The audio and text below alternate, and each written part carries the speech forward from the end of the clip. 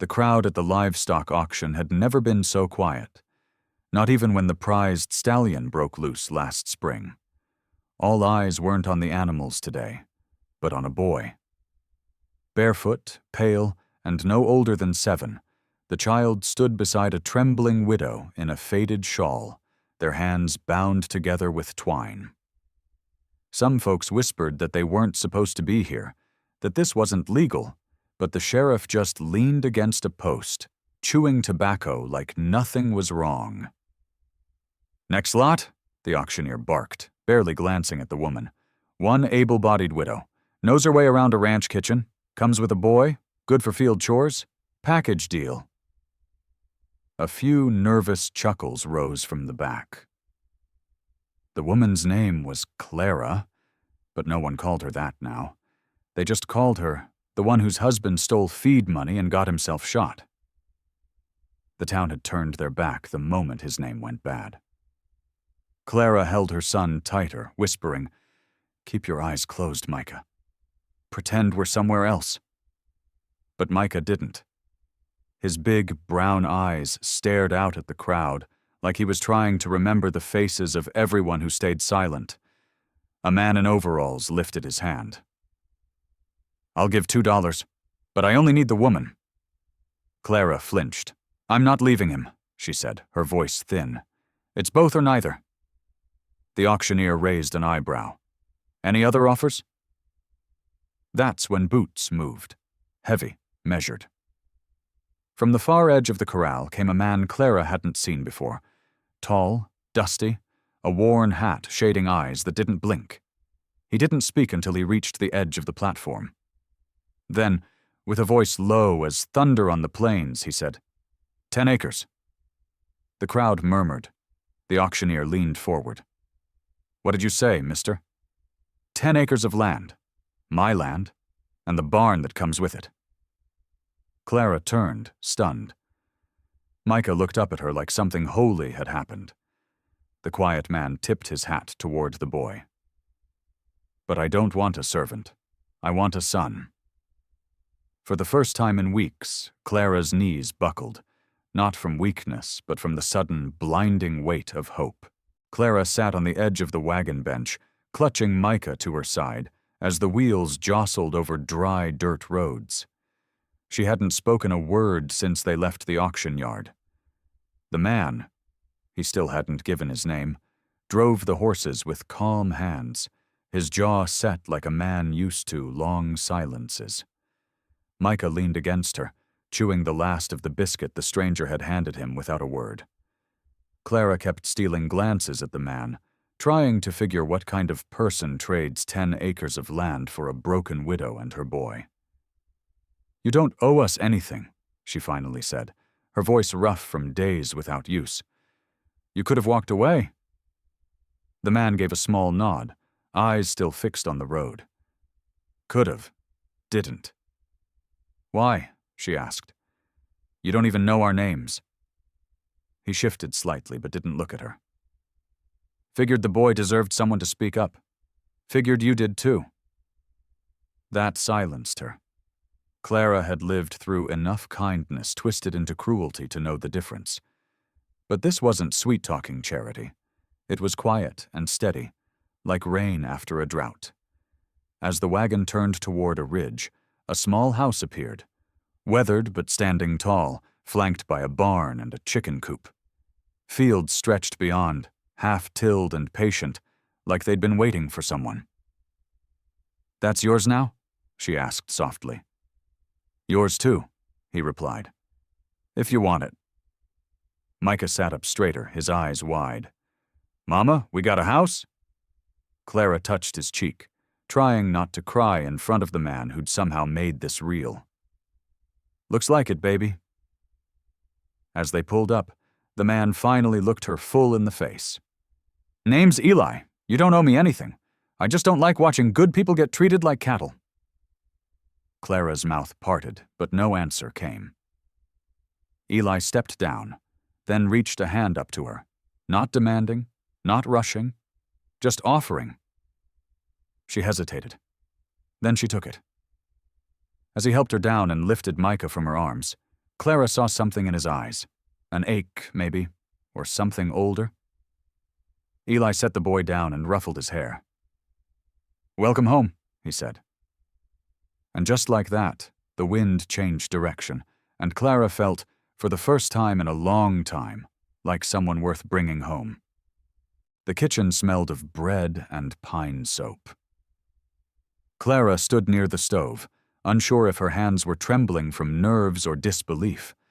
Eli had shown her where the flour was, handed her the key to the pantry, and then left her alone. Not to test her, but to let her breathe. "Take your time," he'd said. "No one's waiting with a whip." It had stopped her cold. No one had spoken to her like that since Micah was born. Now the boy sat at the table, legs swinging, watching her with bright eyes.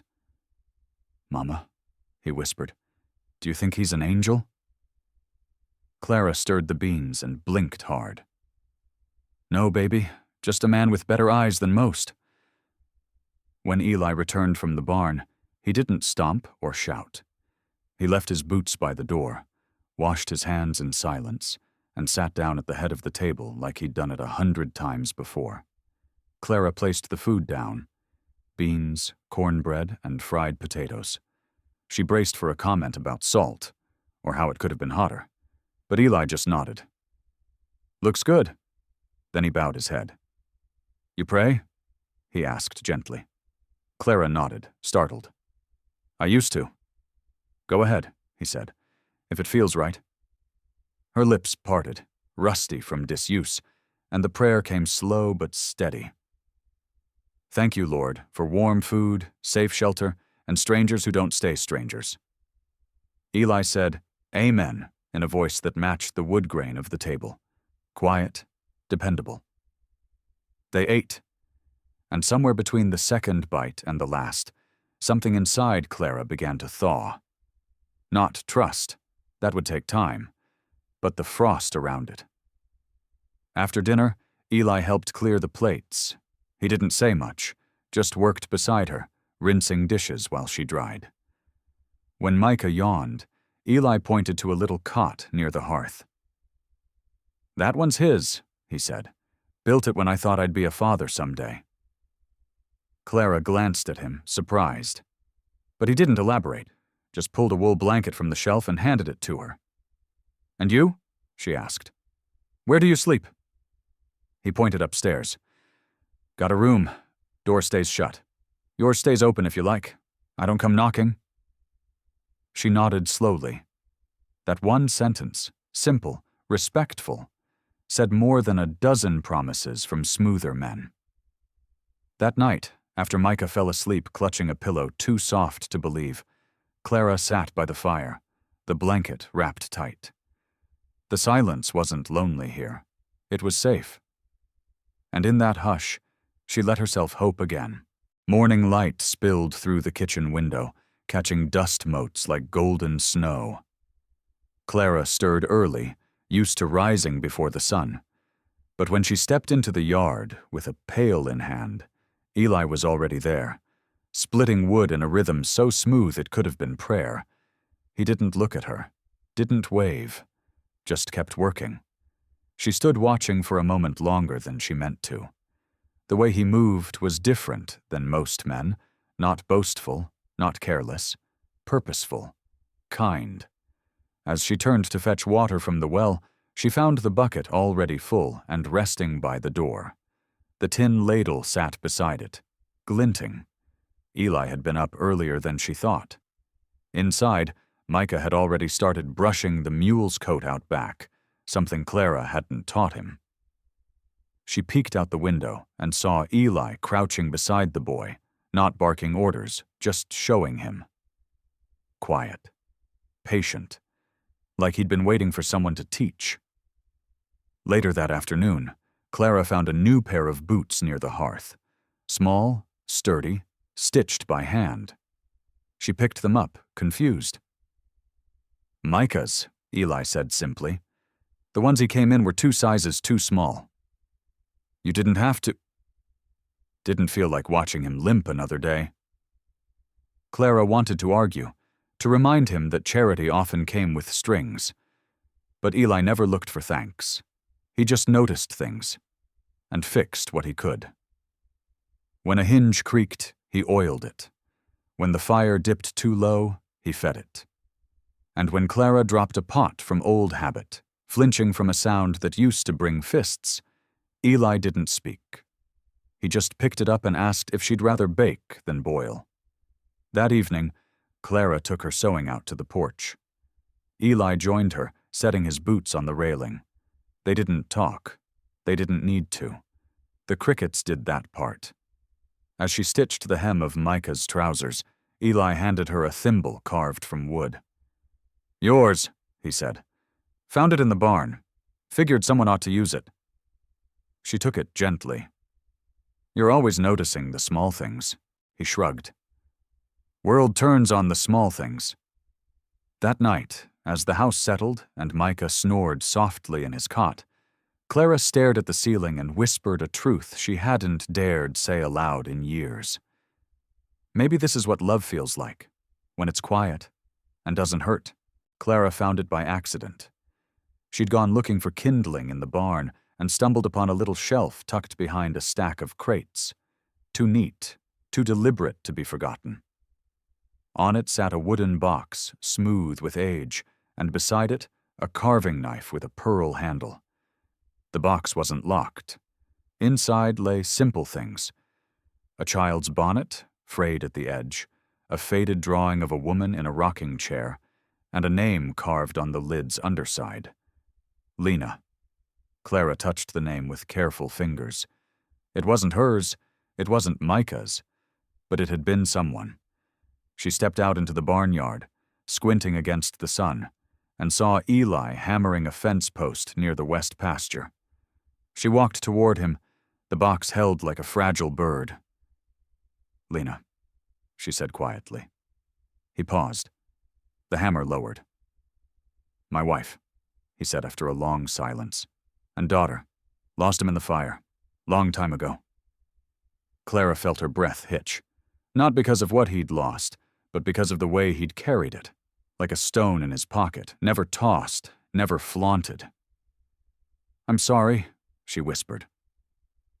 Eli nodded once. "Don't say much about it. Don't need to. But they still live here. In the fixing, in the watching, in the way I try to do right by what's left." Clara looked down at the box again, then handed it back. But he shook his head. "Keep it. Make your own shelf if you want. House ain't a museum. It's a home again because of you." Her throat burned. "You don't even know me. I know how you stood tall when they tried to sell you like cattle. I know how that boy trusts you without blinking. And I know how the way you move through a room feels like sunlight on cold hands." It wasn't poetry. It was truth, laid bare. She held the box to her chest. "Thank you," she whispered. That night, she placed the box on a new shelf above the hearth, added Micah's first crayon sketch, and a locket she hadn't dared wear since her wedding day. Eli didn't ask what it meant. He just smiled when he saw it, and threw another log on the fire. And in that golden glow, something shifted. They weren't strangers in a storm anymore. They were survivors, choosing to build warmth where others left ashes. The morning sky was clear, and the fields shimmered with the soft green of early summer. Clara stood on the porch brushing Micah's hair, while he fussed like any boy made to sit still. Eli saddled the horses without a word, his motions practiced, patient. "We haven't gone to town since that day," Clara said, smoothing the boy's collar. Eli nodded. "Figured today was a good one to be seen." Clara swallowed. "You think they'll stare?" "Let 'em," he said. "They stare at everything. Might as well give 'em something honest to talk about." The ride into town was quiet, but not tense. Clara rode side saddle, and Micah sat in front of Eli, nestled between his arms like he'd been born for this seat. People did stare. Of course they did. The same folks who'd watched her be sold beside her child now glanced from behind windows, paused mid-step, or whispered into gloved hands. But no one spoke, because Eli rode tall beside her, and the weight of his silence was stronger than any insult they might have flung. At the general store, Clara picked out sugar and flour and a bolt of blue cotton she wouldn't have dared look at before. At the counter, the shopkeeper hesitated, looking between them. "This on your tab, Mr. Carver?" Eli looked at Clara. "It's her house, too." "Put it under Clara," Eli said. "Last name?" the clerk asked. Clara hesitated. For a moment, time stopped. Her voice caught. "Whatever the boy wants it to be," Eli answered quietly. "He'll tell you when he's ready." The clerk blinked, then nodded. "That'll do." Outside, Clara held the package close. "You didn't have to do that," she said. "Give me back a name." "I didn't," Eli said. "You earned one. Just needed someone to remind you." They rode back slowly. At the bend near the creek, Clara tugged gently on the reins and stopped. "Why haven't you asked?" she said suddenly. "Asked what?" "If I'd stay. If I'd marry you." Eli looked at her. Not startled, not smug. Just steady. "Because you're not something to be asked for like a favor," he said. "You're something to be hoped for. And I don't ask for things I haven't earned." Her breath caught. She wanted to speak, but the words stuck. So instead she reached across the saddle and touched his hand. Just once. And Eli's silence, as always, said more than 100 promises ever could. The sky broke open just after dusk. A sudden clap of thunder rattled the rafters, and Micah jumped, dropping the tin soldier Eli had whittled for him. Clara scooped him up as rain lashed the windows, fierce and fast like it meant to punish the land. "It's all right, baby," she whispered. But her voice carried an edge. Storms still lived in her bones, and not just the ones from the sky. Eli moved through the cabin with purpose, shuttering windows, checking the roof from the loft hatch. "It'll hold," he said calmly. "Been through worse." But Clara wasn't so sure. She lit the oil lamp with trembling fingers, and her eyes kept drifting to the door, as if something might burst through it like in the old days, fists instead of wind. Eli saw it, didn't name it, just stoked the fire higher and brought 2 chairs close. "Sit," he said, nodding to her and Micah. "Let it blow itself out." They sat in the hush between thunder, wrapped in wool and flickering light. The boy fell asleep first, curled like a kitten on Clara's lap. Her fingers threaded through his curls absently, heart still thudding. Eli didn't speak until the logs hissed low. "Storms don't scare me," she said finally. "But memories do." "Mine too," he said. "Especially the ones I thought I'd buried deep." She looked at him then, not as the man who'd bought her freedom, but as someone who knew what it was to live in quiet mourning. "Did you ever think you'd be here again?" she asked. "In a home, with someone?" Eli shook his head. "Didn't even think I deserved it. And now?" He met her eyes. "Now I think maybe we both were wrong about what we deserve." A gust slammed the shutters, but neither of them flinched this time. "I used to believe love came loud," Clara murmured, "with promises and passion and pain. But maybe it's this instead?" "A quiet room and someone who stays?" Eli asked. She nodded, her hand still on Micah's shoulder. "Someone who sees you, not what they want from you." Eli didn't reply. He reached over and added 1 more log to the fire. And when his hand brushed hers as he sat back down, she didn't pull away. Outside, the storm began to slow, its rage spent, but inside the cabin the warmth held steady, strong, constant. A shelter made not from walls but from 2 people learning they were worthy of peace. Yes, it was Micah who broke the stillness the next morning. As sunlight returned, soft as butter across the floorboards, Clara poured coffee while Eli sat sharpening a spade by the window. The boy stood near the door, staring out at the green fields shining wet from rain. "Can we stay here forever?" he asked, voice quiet but clear. Clara paused, her hand trembling just slightly. Eli looked up too, gaze gentle. "Why do you ask, sugar?" she said. Micah shrugged. "Because it feels like nobody's waiting to hurt us anymore." The words, so simple, hit harder than any storm. Clara walked over and knelt in front of him, brushing a curl from his cheek. "Did it ever feel like that before?" "No," he whispered. "Not even a little." Eli set the spade down and crossed the room. "Boy's got a way of seeing truth," he said softly. Clara smiled through the burn behind her eyes. "You want to stay, Micah?" "Yes, ma'am," he nodded. "I want to help feed the chickens, and fix the fence, and maybe carve things like Mr. Carver does." Eli chuckled. "You'll be better than me before harvest." "What about you, Mama?" Micah asked. "Do you want to stay too?" Clara didn't answer right away. She looked around.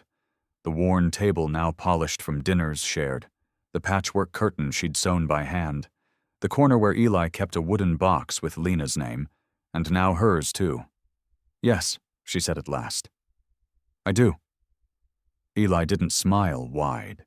That wasn't his way, but he stepped closer, close enough to reach her hand. "You don't have to say yes to anything yet," he murmured. "You've got time." "Time doesn't make love truer," she replied. "Actions do." And hers were already making roots. She helped Eli hang new clothes on the line.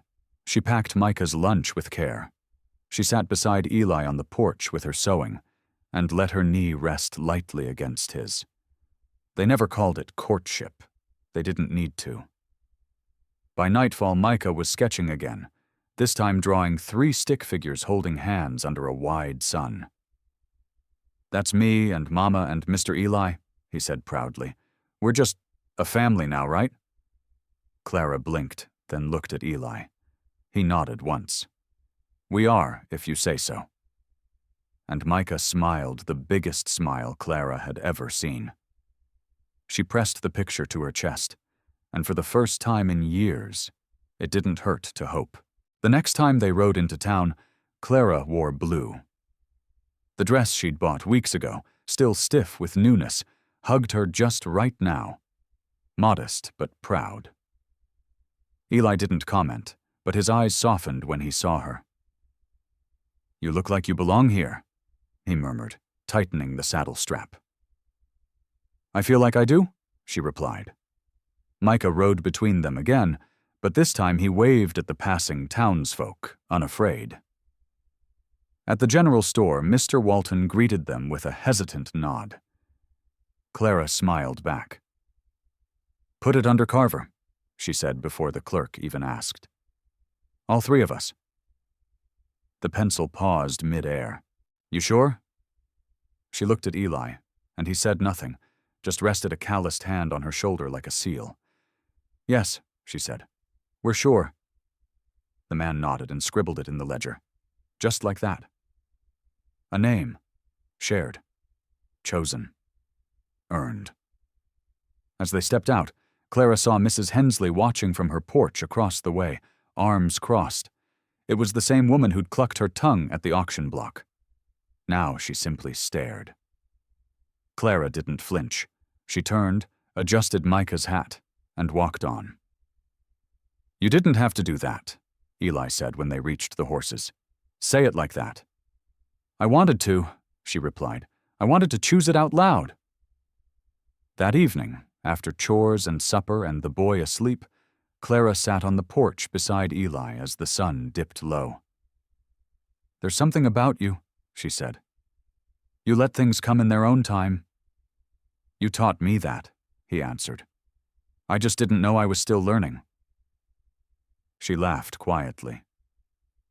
"Do you think it matters to the world? That a woman with no name and a man with too many scars decided to start over?" Eli looked toward the fields, then back at her. Maybe not to the world, but to that boy inside, to the ghosts who still sit in my quiet. It matters more than I can say. Clara leaned her head on his shoulder. No grand declarations. No proposals under moonlight. Just presence. Steady. Undeniable. "I think this is what I wanted all along," she whispered. "Not rescue, just a place to be needed, and someone who never made me earn my worth." Eli didn't speak. He reached over, pulled a folded scrap of paper from his vest, and handed it to her. It was Micah's drawing. He'd added another figure. A baby in Clara's arms. "He sees the future," Eli said quietly. "Maybe we ought to catch up." And for the first time since they met, Clara let herself believe they would. Spring came early that year.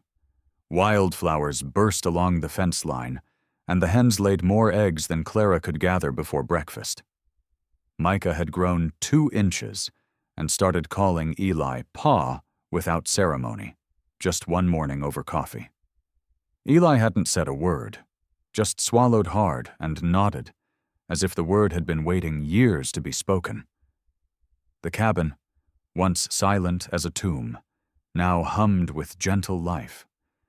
The sound of Clara's humming at the stove, Micah's carved whistles, Eli's boots thudding against the porch as he returned from the field. But the truest change came one ordinary Tuesday when Clara knelt to plant lavender by the front steps. Eli stepped behind her, hands in his pockets, the sun warm on their backs. "What's all this for?" he asked. "Scent, mostly," she said. "And memory. I want our place to smell like peace." "You think peace has a smell?" "Yes," she said. "It smells like earth and sun, and a man who never raised his voice at me." Eli crouched beside her, scooping a handful of soil. "Then let's grow acres of it." She looked up, eyes glistening. "You ever think about marrying again?" "I've thought about it every day since you unpacked your shawl on that porch," he answered, "but I wanted you to ask." She stared at him, dirt on her hands, sun on her face. Then, softly, she said, "Would you say yes if I did?" "I already did," he whispered, and pulled a simple silver band from his pocket. No fanfare, just a promise, long kept. They wed by the creek, under the same tree Micah had once climbed and declared his kingdom. No guests, just them, and a few carved figures he'd placed at their feet. A woman, a man, a boy, and a baby on the way. When Clara said, "I do," the wind lifted her veil like wings. When Eli kissed her, it was the gentlest vow she'd ever known. That night, as they sat on the porch, husband, wife, son, and the hope of one more, Clara whispered, "I was never given much. Not before you, but this life, it feels borrowed from heaven." Eli wrapped an arm around her shoulder. "It ain't borrowed," he said. "It's ours. We just had to believe it could exist." The lantern flickered low. The boy slept near the door. And behind them, the cabin held the sound of love. Steady, ordinary, miraculous. Please like, share, and subscribe to support more true-hearted stories on Stories Left Behind. If you had seen her there, would you have stepped in too? Tell us in the comments.